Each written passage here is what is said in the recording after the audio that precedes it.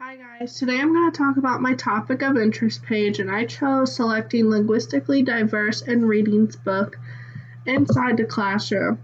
And the reason why I chose this is because I always went to a public school growing up, so there was a lot of diverse situations, as well as I learned a lot about different cultures, different traditions, and just really different people and places that there are in the world. And I think it's important that every student or even every person has that opportunity to get to learn, because sometimes at home parents don't always tell their children about the differences in the world. And then when the student spots a difference in the world, it's like a culture shock. So for me, coming from a little town in Huntington, Indiana, where majority of the population is of the Caucasian race, if I would have never experienced in books seeing what other diverse people look like, then it would have been a huge oh my gosh, are those even people? But obviously, having the opportunity to read and learn about the different types of people, the different cultures, the different communities, the different traditions was helpful for me to kind of put the two things together and find a common good. Just a little bit about my page. My position statement says, to me, in order to create a linguistically diverse classroom, you must first have a sense of community built. And by that, I mean, in order to have a well-flowing, diverse classroom, your students must first feel comfortable with one another.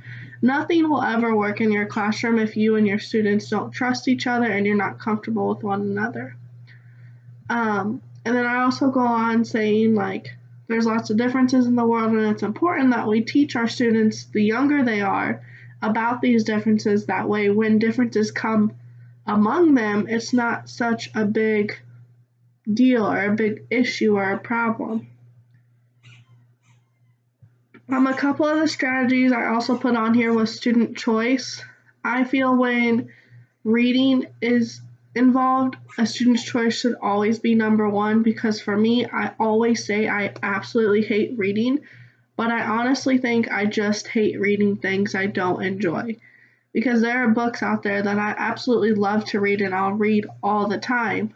But when I'm forced to read or I don't get to choose what I read, that's when the negativity comes out. Another strategy I had on here was prior knowledge, which is part of our Jordan and Harrow 50 Strategies books. This just helps students regain what they already know to something that they are learning and put it together to make connections with that. One cool strategy I found when researching, which it's not new to me, but the term is new to me, was called shared reading. And so the technical term is shared reading, but it's when the teacher reads a big book in front of the class and she kind of reads along with them and the students read with her, and then she asks questions as she goes along. So many of us probably have experienced this type of learning in this type of environment, but it's never been called shared reading. It's just been called circle time or reading rug. And this really helps not only the students, but the teacher as well, to kind of get a feel of what reading level is everyone at, what words can they say, what words do they understand. And the more you read out loud to your students, the more they can make those connections and realizations and connect the two words with the pictures. So that's kind of just about my topic of interest page. Reading is not really my strong suit, but I really hope as a future educator I can make my future students more interested in it, more excited about it. So I'm really working hard on how to come up with how to do that, since I absolutely hate reading. Thanks, guys.